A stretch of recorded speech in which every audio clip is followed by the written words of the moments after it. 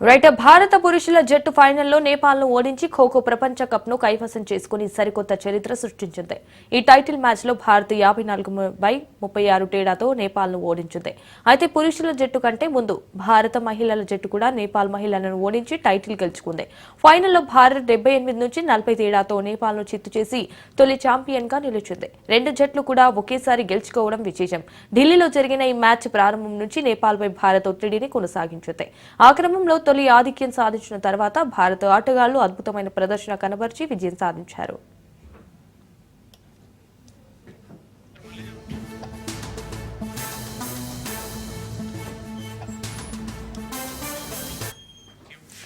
భారత పురుషుల జట్టు ఫైనల్లో నేపాల్ను ఓడించి ఖోఖో ప్రపంచ కప్ను కైవసం చేసుకుని సరికొత్త చరిత్ర సృష్టించింది.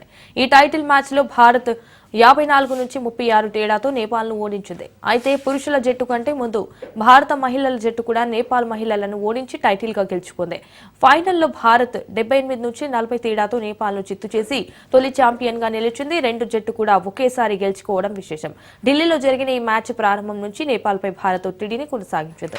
ఆ క్రమంలో తొలి ఆధిక్యం సాధించిన తర్వాత భారత ఆటగాళ్లు అద్భుతమైన ప్రదర్శన కనబరిచి విజయం సాధించారు.